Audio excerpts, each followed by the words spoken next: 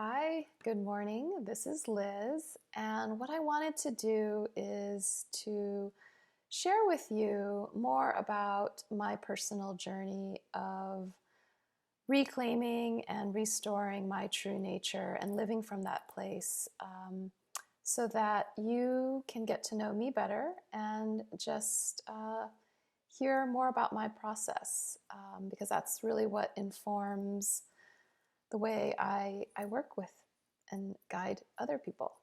Um, so let's go back to 2016, which is 4 years ago from today. And I was at a point in my life where I had done everything that I thought I needed to do in order to be, the successful, happy person that I was taught to be. I had finished my medical training. I had started establishing myself in my career as a psychiatrist. My husband and I had just bought this beautiful new home in Davis. We were getting our kids into a great public school system, close by to extended family for our support. So everything looked like really good externally. But if I was really honest with myself, there had always been this internal sense of what am I doing? Like, is this what I really want? Um, am I really honoring my truest, deepest desires? And am I living my life by that? Or am I just doing what I've been taught and told I should do in order to be happy and successful? And yes, I was successful, but was I truly happy? Depended. It depended on the day. It depended on what frame of mind I was in. There was parts of me that said, of course I'm happy. How can I not be happy? Look at everything I have. Um, that would be very ungrateful of me to not be happy. And yet, on a deeper level that only I could be honest with myself about, I knew that I had been compromising a lot of who I really was and how I wanted to live my life. Now, that's not to say that I had blinders up. I actually have been someone who, even as a little kid, was always, I felt this internal, like, I am here for a purpose. I'm here to do something and I want to figure that out. And so that has always been with me, even since I was a young child. And even as I went through all my education and medical training, even as I went through all that, there was always this nagging voice whispering to me, like, there's something more, there's something more.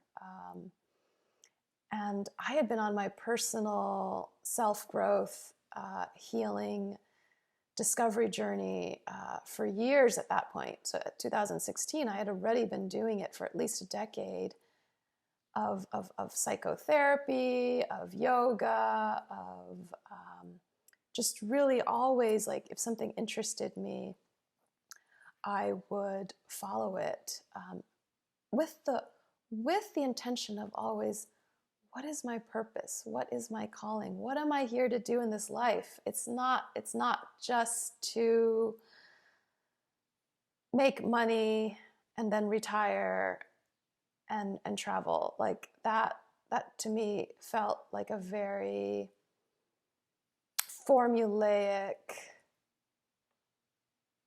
story that wasn't true to me. But so by 2016, I felt like I had mastered the formula, and yet I still hadn't answered the question of, what is my purpose?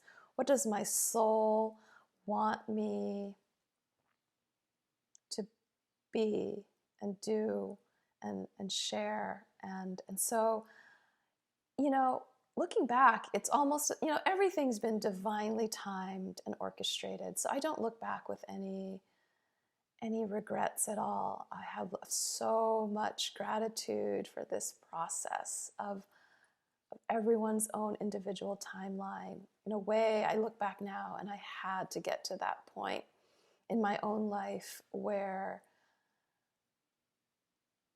I had achieved all these external measures. And from that place, really question what were the internal compasses and guiding lights that I wanted to follow in the next chapter of my unfolding story. And so in the last 4 years, it's just been a step-by-step process of really listening to my soul. We're not taught how to listen to our soul. I missed that class in high school, and I searched for it in college and didn't find it. I do remember taking this course at my freshman year. We had to choose a humanities course, and the one that caught my eye was called Desires and Its Discontents, and that was one of the ways we could have fulfilled our humanity requirements. And for some reason, I was really interested in that because I had this notion that my desires were really such a strong source of inner guidance for me. And yet being raised Buddhist, where I was taught that, human desire is the root of all suffering. And here's this class that desires and its discontents, reaffirming that, do not follow your desires. They lead to endless selfish suffering. That I really had to break down my conditioning around that and start using my desires as my compass, because your soul speaks to you through your desires. Your true nature expresses itself to you through what brings you alive, what excites you, what makes your heart start thumping and your body, tingling with that is what I want to do. And to be honest, my years of medical training had really numbed me out, had really numbed my connection to my body. Where, in medical training, you're taught to ignore even your basic bodily functions for food and sleep and social connection. And so you almost get conditioned to forget about your desires and put other people's needs ahead of you. And it was a process of reclaiming that my body, my desires are the way to bring me back to life. And my true nature wants to be alive. Doesn't want to walk through life half dead in this robotic, mechanical, industrial fashion where I clock in, clock out, and go through the motions of life. I want it to be alive. And so step by step, I just, through energy work, through deepening my connection to my higher self, to my intuition, to my connection to source itself, to divine truth, to the earth, through nature. It's been such a it's hard to capture in words, and yet I want to share with you so much about this journey.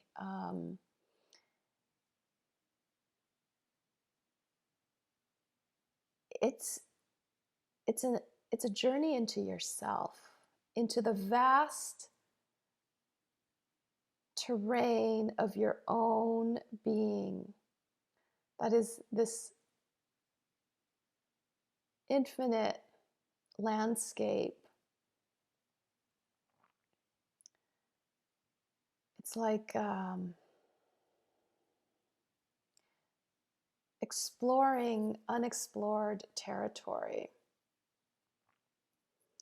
where you are simultaneously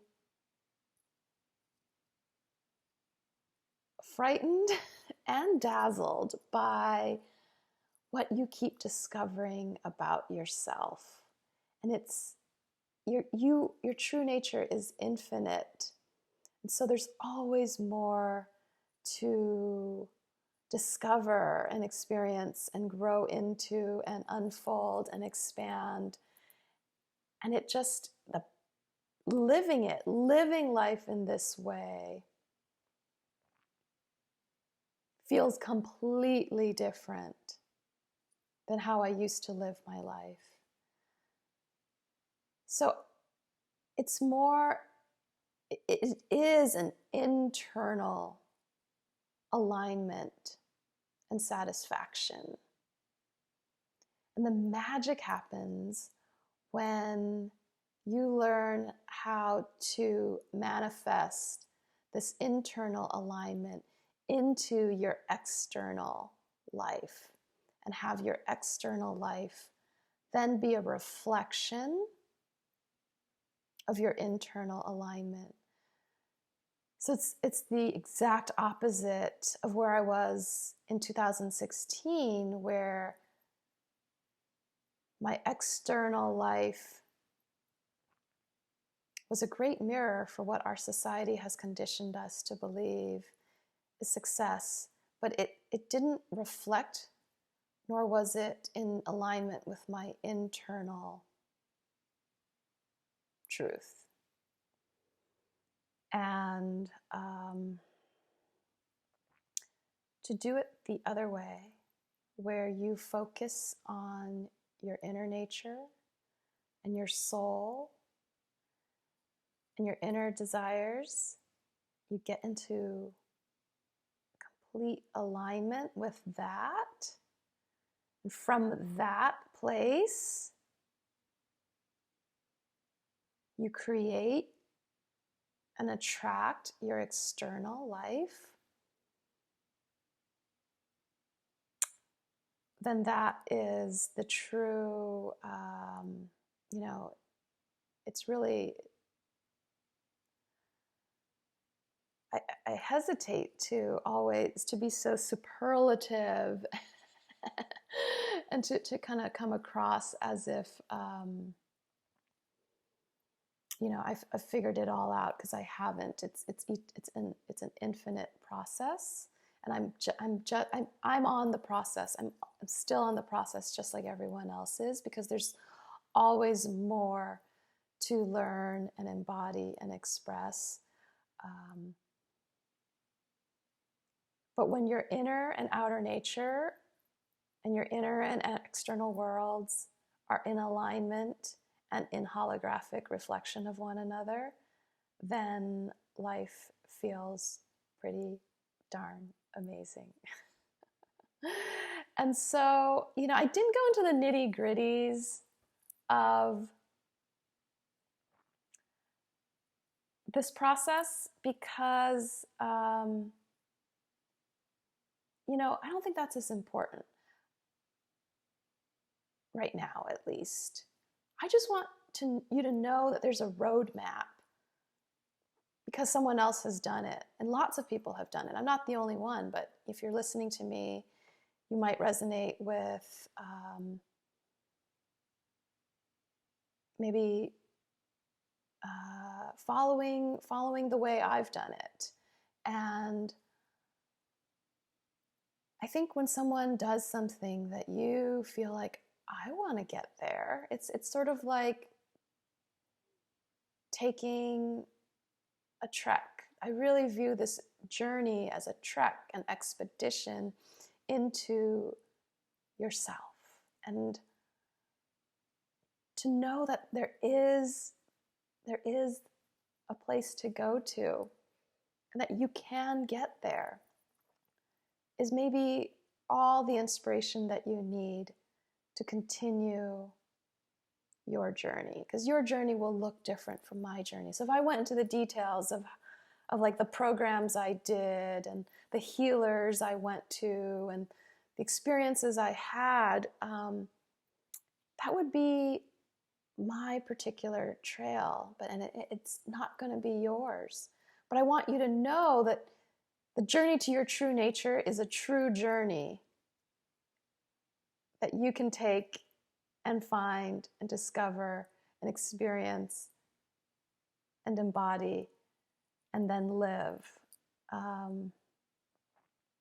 So that's all I wanted to share for now. I'm sure there'll be lots more later. Thanks for listening.